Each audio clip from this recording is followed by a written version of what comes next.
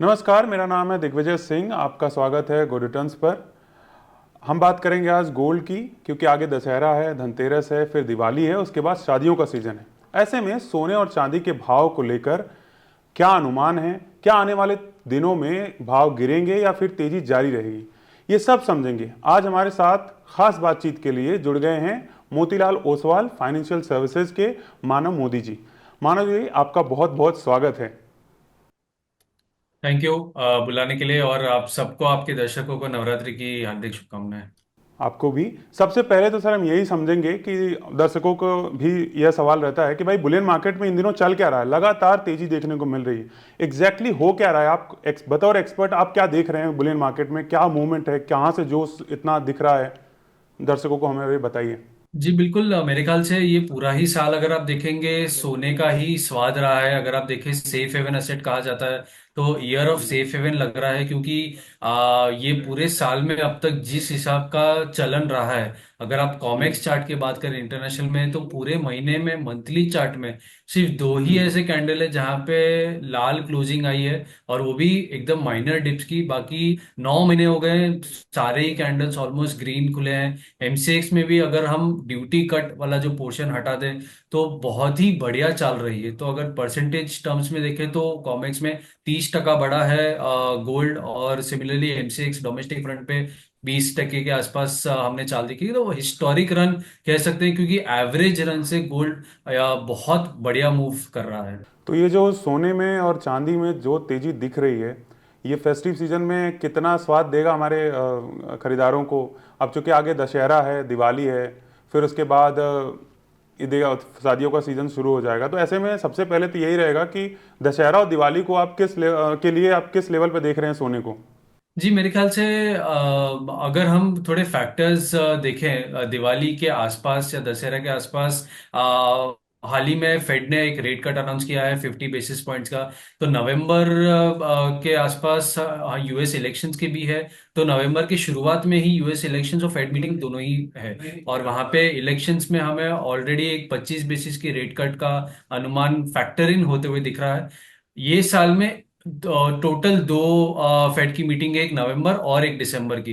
तो दोनों में ही रेट कट के अनुमान अभी तो बहुत स्ट्रांग दिख रहे हैं। दूसरे जियोपॉलिटिकल टेंशन अगर हम देखें तो कंटिन्यूसली बढ़ते जा रहे हैं, तो उसका भी एक सपोर्ट है। मेरे ख्याल से जैसे हमने रिटर्न्स की बात की, अगर डोमेस्टिक फ्रंट में 20% की चाल आ चुकी है, तो उस 20% से थोड़ी बहुत प्रॉफिट बुकिंग, थोड़ी बहुत गिरावट मेरे ख्याल से डेफिनेटली आ सकती है दिवाली तक, और वहां से फिर से एक बार साल के अंत तक एक रैली हो सकती है। तो मेरे ख्याल से 74,800 एक बहुत अच्छा लेवल रहेगा। 74,500, 74,800 एक बहुत अच्छा रेंज है इमीडिएट बेसिस पे बाई करने के लिए। और यहाँ से अपसाइड अगर देखेंगे ये साल के लिए, मेरे ख्याल से इमीडिएट जो गेन्स है थोड़े बहुत लिमिटेड हो सकते हैं, क्योंकि हमने अच्छा गेन्स देखा है।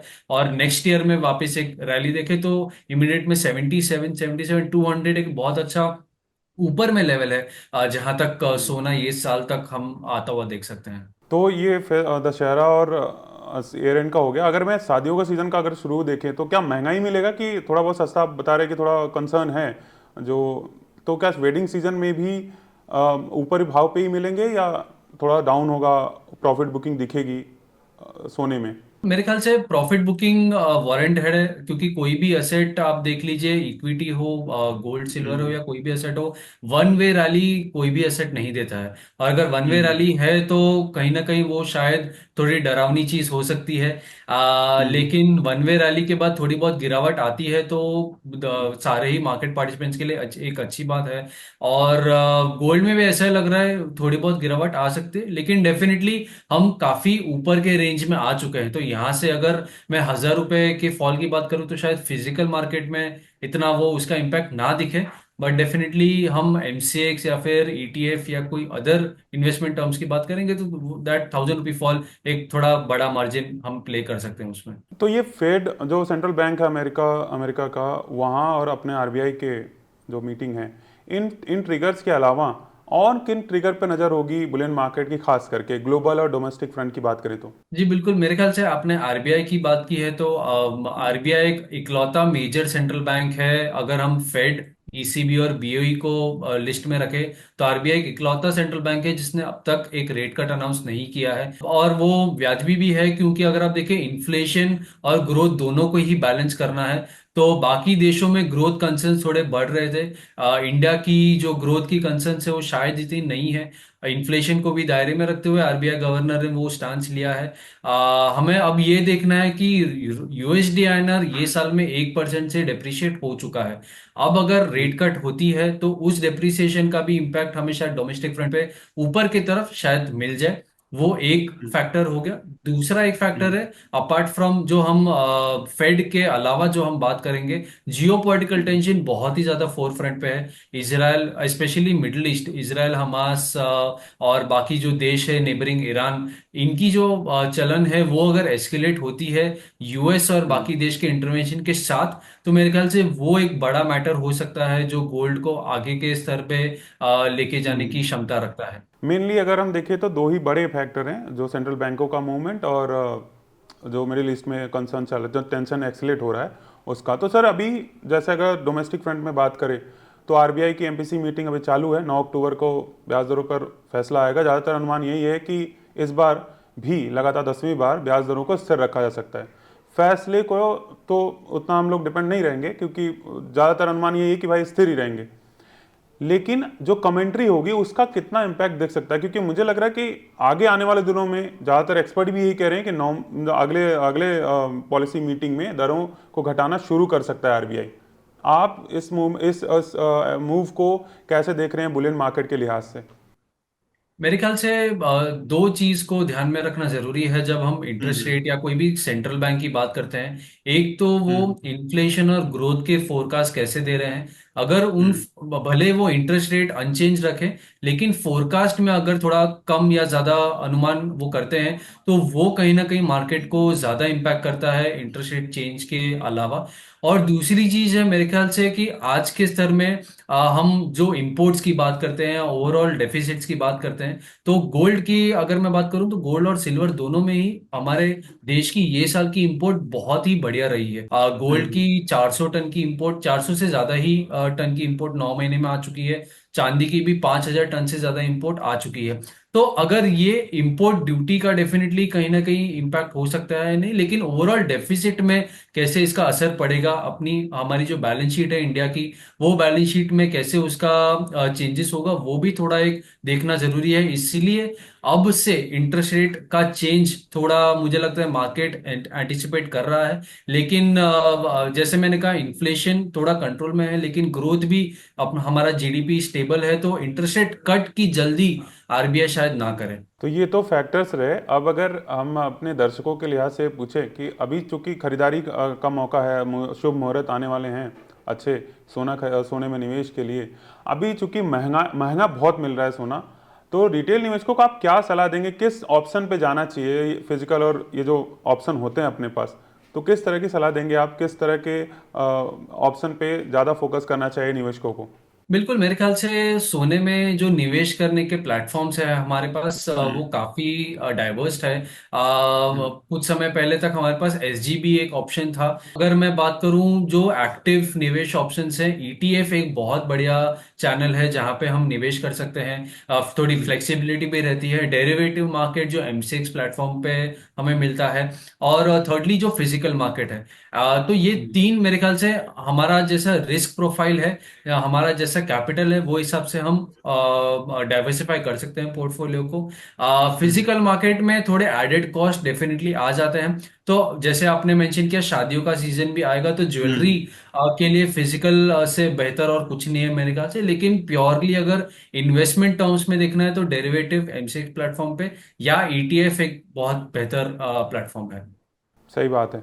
तो एक सोने के अलावा अगर हम चांदी पर अगर नज़र डालें, तो सोने के साथ साथ चांदी में भी तेजी देखने को मिल रही है अभी।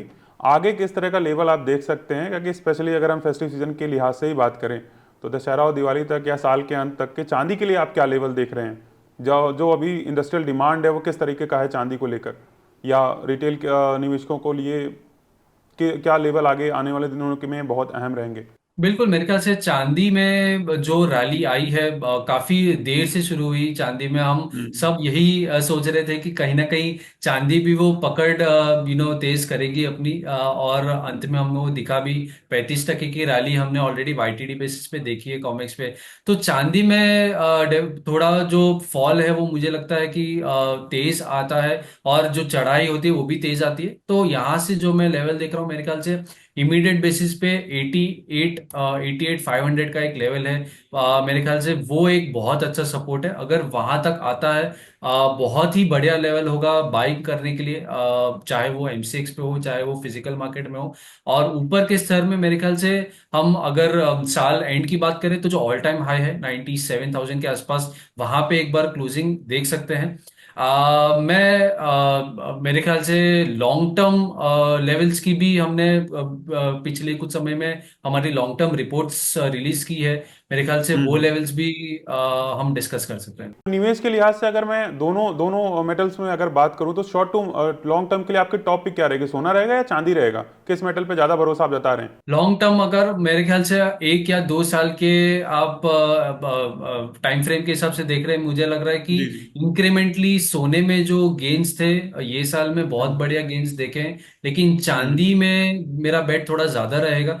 मुझे अच्छा लग अच्छा। रहा है चांदी या तो गोल्ड के साथ या गोल्ड के थोड़ा ज्यादा रिटर्न देख सकता है, क्योंकि आउट परफॉर्मेंस इतने सालों में चांदी ने गोल्ड के बराबर ही परफॉर्म किया। लेकिन कहीं ना कहीं आउट परफॉर्मेंस दिखा नहीं है। लेकिन इंडस्ट्रियल हम्म। मेटल्स, चाइना की तेजी और चाइना को हम्म। चांदी का जो सपोर्ट है वो हमें आने वाले समय में लॉन्ग टर्म में शायद वो चांदी में दिख सकता है। तो अगली दिवाली तक के लिए आप सोने और चांदी दोनों के लिए क्या टारगेट दे रहे हैं? अगली दिवाली के लिए अगर हम जानना चाहें कि मानव मोदी जी क्या देख रहे हैं, किस लेवल पे देख रहे हैं कि भाई सोना यहाँ पहुँच जाएगा और चांदी इस लेवल तक पहुँच जाएगा? क्या नया रिकॉर्ड बनेगा ही, या हर दिन अभी थोड़ा करेक्शन दिखेगा? मीडियम शॉर्ट टर्म में तो करेक्शन आप कह रहे हैं होगा, लेकिन लॉन्ग टर्म के लिए क्या नजरिया है दिवाली, खास करके अगली दिवाली तक के लिए? मेरे ख्याल से अगर अगली दिवाली की बात कर रहे हैं, मतलब नेक्स्ट ईयर की बात कर रहे हैं, तो हाँ जी हाँ जी। सोने में हमारा 81,000 का टारगेट है। हम्म। एक साल के पर्सपेक्टिव से तो हमने रिसेंटली वो रिलीज किया। और चांदी में अगर बात करें तो चांदी में 1,15,000 एक इमीडिएट व्यू है। 1,25,000 हमने इन हाउस व्यू है। लेकिन अगर 9% ड्यूटी आप उसमें रिड्यूस कर देंगे तो डेफिनेटली वो 1,15,000 के आसपास आता है। तो 1 लाख के पार चांदी हमें दिखती है अगली दिवाली के तक, और 81,000 सोना दिखता है अगली दिवाली तक।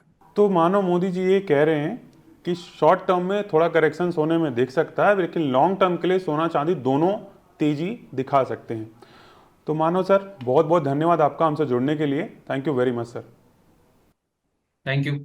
तो अगर आपको ये वीडियो पसंद आया तो आप हमारे यूट्यूब चैनल को सब्सक्राइब करना ना भूलें। फेसबुक पर देख रहे हैं तो हमारे फेसबुक पेज को जरूर फॉलो करें। नमस्कार।